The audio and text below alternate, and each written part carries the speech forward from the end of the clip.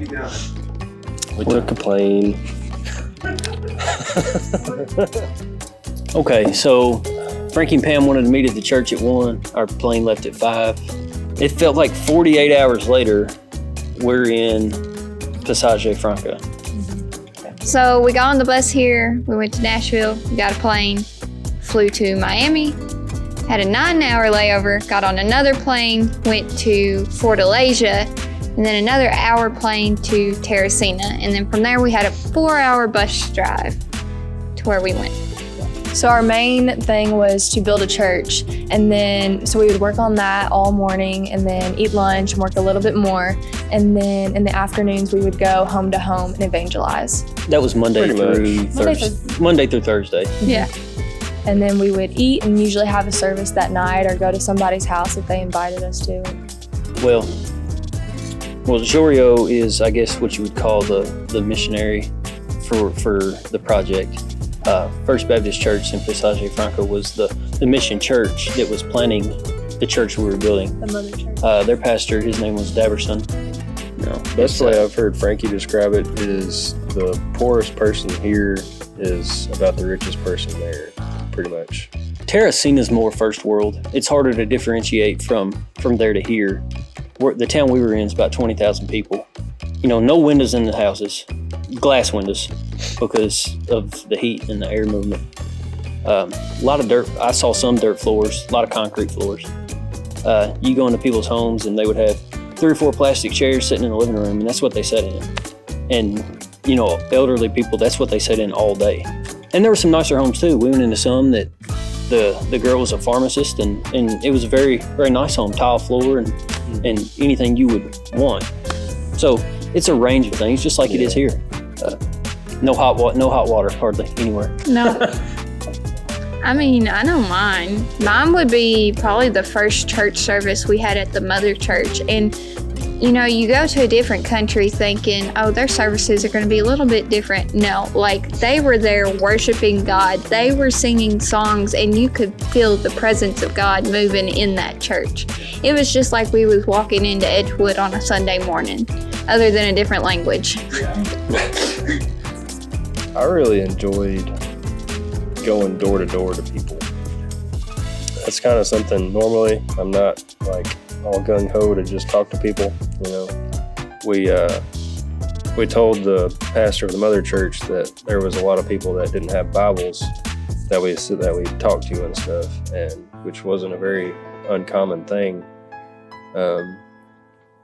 But we presented that issue to him, and it was like right then, he was like, all right, we'll go get as many as we can, and they literally got as many as they could buy. Got all the Bibles in the whole city. And it was really cool to go back to some houses that we went and be like, here, we know you said you didn't know if you were saved and you didn't have a Bible, so here's this Bible, and give them some verses to read. And, it really kind of reinforces to them that we're here because we love you, because of Christ's love, And by them not having the Bibles, it allowed us to, y'all highlighted in them and wrote in them, certain places that they can read, and where if they'd have had their own, that might have not been something that you could do. I think one of my highlights of the week was after building the church, and we had the service on Friday kind of to present it, and everybody from the community could come.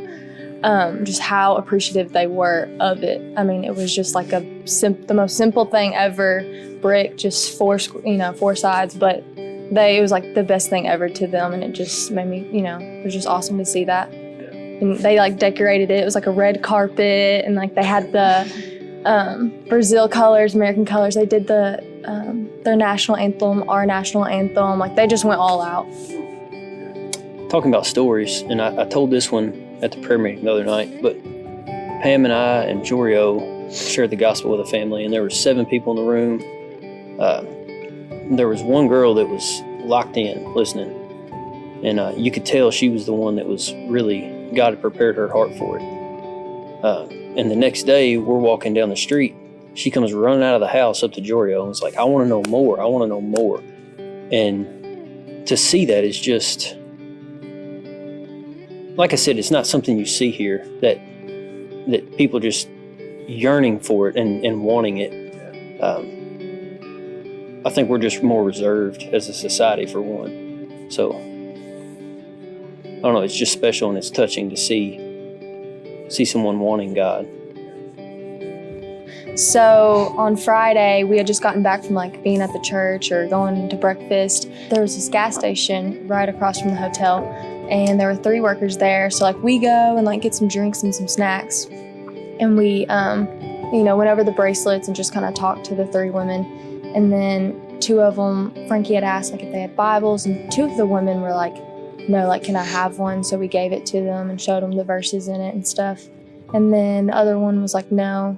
And then we went back to the hotel, and then 10 minutes later we hear a knock on the door, and she wanted a Bible. She ended up wanting one. So then we gave her one, and then just kind of went on with our day. And that afternoon we were going to go door to door and tell them about the service that night. And it was me, Pam, and then Kaio, the translator. Didn't go inside anybody's houses, just kind of quick door to door. So we had been on one street, and then we were like, should we go on this one? We were like, let's just go on this one. So then we go and went to door again. And then there was this lady, and she invited us into her home. We were like, okay, and kind of just went in there. And she like could barely walk. And so we just started asking her questions. She was like, I'm 96 years old. I'm the great grandmother to these kids. And there were 3 of them. And it was a 4-year-old, 2-year-old, and a 1-year-old. And the 2-year-old, they were just in their diapers and just filthy. And the 2-year-old was feeding the 1-year-old.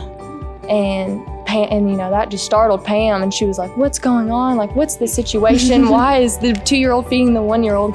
So she was like, well, the mother's at work and the father left her, and everyone else has passed away. It's just me to take care of them. So we were just like heartbroken. So we went and like looked at the rest of her house, like she just showed us. And there was one bed, it was like a full-size bed, and all 4 of them were sleeping in that bed, or all 5 of them were sleeping in that one bed. And so me and Pam were just like, we were so emotional, so like it was just so sad. And Pam was like, do you know Jesus? And she was like, no, I don't know Jesus. And we're like, she's 96 years old, like she's too old to not know Jesus. So we go over the bracelet with her and we give her a Bible. And the translator was kind of, while that was going on, I'm not really sure, I think we were like praying over her. And he was talking to the 4-year-old, and he was like, so where's your mom at? And the boy was like, she's at work. And she was like, well, where does she work at? And then the translator looked it up. She worked at the gas station across from the hotel, the lady that just had came back and knocked like on our doors for the Bible. So it was just like this really cool connection. It was really awesome. So, and then we all raised enough money to be able to give to the church to feed them for a whole month, their family. I mean, I'd say for sure. I mean, I feel like when you come back to the States, church is more of like, you go to church on Sundays to be seen, but that's not what God calls us to do. He calls us to go. He calls us to tell others. He don't want us just sitting in these seats on Sunday mornings. He wants us active in the Bible studies, into missions, whether it's a mission across the country or a mission here in Hopkinsville. He wants us to be involved one way or another. And I think that's the biggest thing we have bringing back. Just because we went to a different country also doesn't mean we can't do missions here. Every single person on this world is either saved or not saved. And you don't have a clue who that is until you ask them. And so, I mean, even people that might be in church, that's one thing that I've kind of been thinking about a lot, is just making sure like everybody I talk to knows about Jesus in one way or another. God opens doors for us to walk through. And Frankie and Pam, this door has been open for us through them. Through their devotion and going, the door has been open for Edgewood, for us to go, for all of them, all the rest of the congregation to go, or to donate, or whatever, however they feel God leads them to assist that mission. God can use that. And He's opened that door for Edgewood, and we need to step through it.